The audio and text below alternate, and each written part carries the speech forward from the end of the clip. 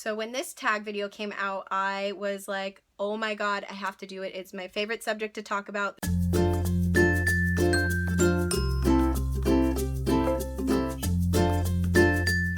Welcome back to my channel. Today I'm going to be doing the luxury addict tag video. If you haven't subscribed to my channel, please do so now, and if you're interested in seeing me answer these 8 questions, please keep watching. I first saw this tag video on Jerusha's channel, and then Mel's channel, and Mink's, and Chasing Amy, and I obsessively started watching all of them. I was like, I have to do this. It's just too much fun, so I'm going to start and jump right in. Sorry if I keep looking down, my questions are written in my agenda. The first question is, what was your first designer piece? My first designer piece was a Louis Vuitton handbag, and it was the Speedy 30 and monogram, and man, that bag is such an iconic bag. That silhouette still gives me butterflies when I see it. I still think it's such a beautiful design, and I remember the day that I got it. It felt super cool. It was like 12 years ago. I was with my friend April at the Beverly Center, the Louis Vuitton boutique inside of the Beverly Center, and it was just such a fun day. I saved up all my money to get it. I felt so proud and accomplished, and that was my first little taste into this world, and now I am obsessed. So yeah. Second question is, what do you consider your best investment? There's 2 pieces in my collection that I consider like my top investments, but honestly, all of my pieces are good investments to me, just because I do my research like crazy, like a crazy person, before I purchase something. So, but if I had to choose, there's 2 I couldn't narrow it down, but one of them is because of the value it holds, and I use it to death, and I talk about it in pretty much every single one of my videos. I'm pretty sure you guys know what handbag that is, and it is my Celine Nano luggage tote. The quality, honestly, of their handbags is impeccable. I cannot say that enough. You get what you pay for. I mean, it's a pricey handbag, but it's crazy. Like, the quality is amazing, and also this is like a Mary Poppins bag. It's a mini bag because it's a mini version of their larger luggage totes, but it's not technically a mini bag. To me, a mini bag would be like my mini pochette, and hence the name. But it's a good size between like small and medium, more on the medium size in my personal opinion. And I've had so many questions. I've had people message me like, can you please do a what's in my bag with your Nano fuller in-depth review, and also how much can you carry in it, and just more in-depth thoughts about this handbag. So I will be doing a video about it soon. And then another piece that I consider one of my best investments is my Louis Vuitton GM agenda, or large ring agenda in the damier Ebene. When I first got this piece, it was for something else. I reintroduced it back into my life. I got it a few years ago for something else, and then I realized I can't rely on my brain for everything anymore, and I need to be more organized and have things down on my paper. It's not just for my schedule. I use it for my finances, logging, like when I tried to be healthy, I try to log my food, or brain dump random sketches I want to do for paintings that I'm you know, wanting to do, and stuff like that. So I use it for a ton of stuff, and I don't know, I just consider it one of my best investments. You do not need a Louis Vuitton agenda to have an agenda. I just need to say that. But after you get one, I feel like you don't need to ever buy one ever again. I mean, unless it's something that you like to switch up the covers, which I'm not picky like that with my agenda. Like, I will never get sick of the damier Ebene print and be like, oh, now I want an azure print. I don't think I'll ever be like that. But I will say getting the GM size was smart because I could do everything with it. The MM size is good if you want something for your bag, but it's still a little heavy. This is something that I don't want to carry with me on a daily basis or in my handbag. So for me, the GM works perfectly. A bigger writing, and it's just something I see myself pulling out when I'm 70 years old and checking my schedule and that to me is a good investment. So yeah.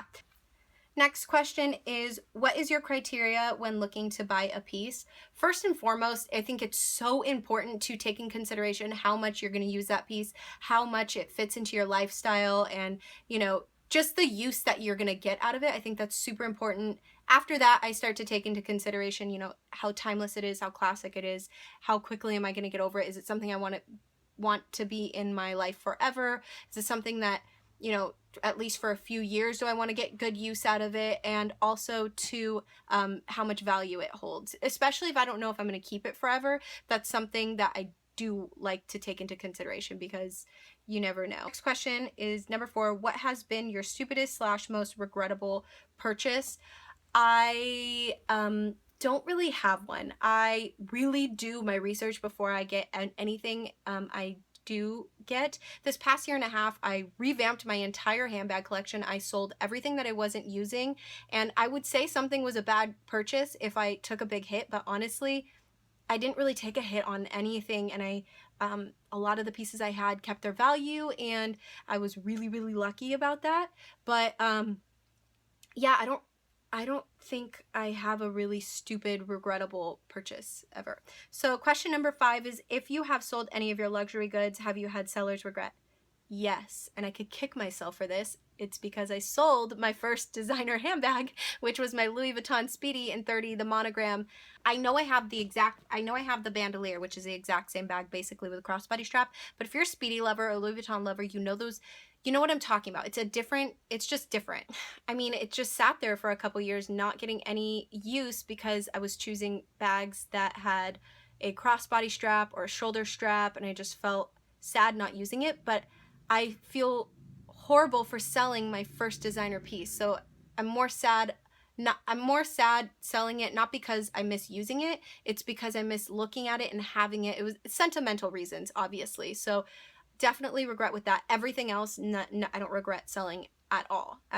It's, definitely what is funding my purchases that I'm doing now and trying to revamp my handbag collection into now. Next, question number 6 is, what is the piece that you think everyone needs / should have?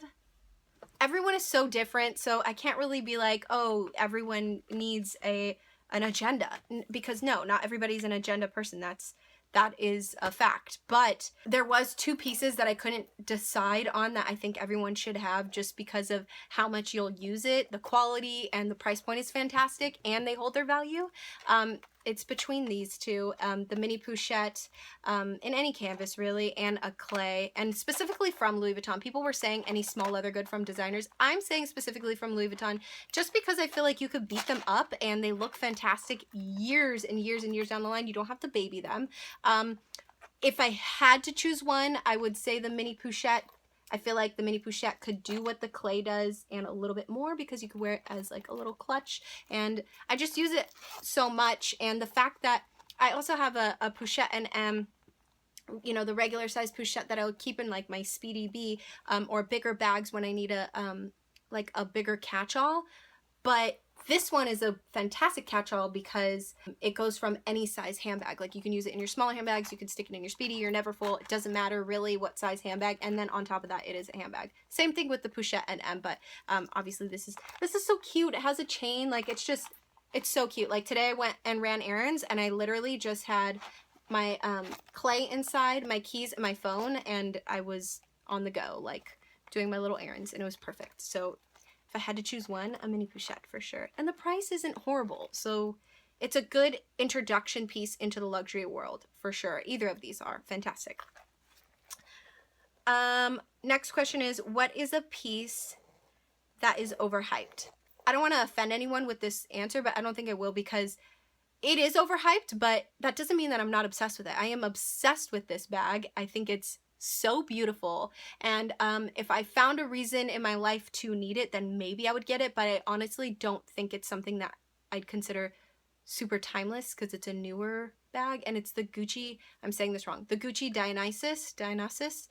Bloggers have it, people on YouTube have it. It looks so beautiful and good on them, but they have bigger collections, so I feel like I don't know, it's just smarter for them and those people, and it looks stunning, but it is overhyped. You're seeing it everywhere. To me, something that's considered overhyped is something you see everywhere on trend at the moment. But I will say that handbag is what reminded me that I love monogram print, and that monogram print is like so trendy right now, and I love that it's coming back. It'll always be a forever timeless thing, but right now it's super trendy, like going back to the 90s, like late 80s, 90s, like that whole Louis Vuitton monogram, the Gucci monogram. But that bag is gorgeous, but it's just overhyped to me a little bit. The Chloe Drew bag was overhyped at a moment, like things like that I consider those like overhyped bags of the moment. Yeah. Next question is, what is next on your wish list? If I said everything, I would be here for like 5 hours, but 2 reachable pieces that I'm most likely going to get before the end of the year. I still want to sleep on it a little bit. One piece for sure I don't need to sleep on. I'm just like, it's hard to digest that price for a pair of shoes, and it is the Chloe Susanna boots. I'm obsessed with them. I've been obsessed with them for, I don't even know how, I don't know how long they've been out, but they've been out forever. That boot is overhyped, but that doesn't take away the fact that I want it so, so bad. And I think that I would wear them constantly. I have a huge boot collection. That's another video I want to do. I want to do a boot collection video, and they just match me. They're very, very me. And, I waited so long because I didn't know if it was something I only liked for a year or 2. And to me, that's an expensive pair of boots. But if I like them 5 years down the line, after them just coming out, that means I'm going to like them for another 5 years. So I will get, you know, my cost per wear in there, and I think they'll be totally worth it. And I think they'll make any outfit look super, super cute. So those, for sure, I'm going to get those first. And then the next reachable, I'm thinking just makes sense for my life right now, because there's times when I just literally want to throw everything in a bag and not even think about it. And I kind of want to get a Neverfull GM in the damier ebene. My boyfriend's mom has one, and she looks so cute and chic when she wears it. And I mean, a lot of people have it, but they do for a reason, because it's such a fantastic bag for what it does. Again, you guys know I'm obsessed with Louis Vuitton canvas. I really want something that fits my laptop, my lunch, my mini iPad, my GM agenda, and whatever small handbag I'm using, all in that bag to carry to work. Like, I want something like that. So I feel like I'd get the best bang for my buck with that handbag. And then something that years from now, I don't want to say years from now because I don't know, and I'm like crazy sometimes, but I do want a Chanel bag, and I definitely think, because it would be my first Chanel handbag, that's something I want to really take my time and sleep on. I feel like anyone's first Chanel handbag is super special and monumental in their life. If it's a hand-me-down or a gift, like, that's so fantastic. I really, really love when people talk about how they saved up for one and really did their research and bought it themselves. I think that's such a cool story to remember, and I kind of want to mimic, you know, since that is one of my holy grail handbags, I kind of want to mimic it being the experience that I experienced getting my first designer handbag, if that makes sense. That's weird, I know, but that's how I feel. And yeah, so those are the things that are kind of like on my wish list. I mean, I can name a million things, but that's kind of more realistic as far as for my lifestyle.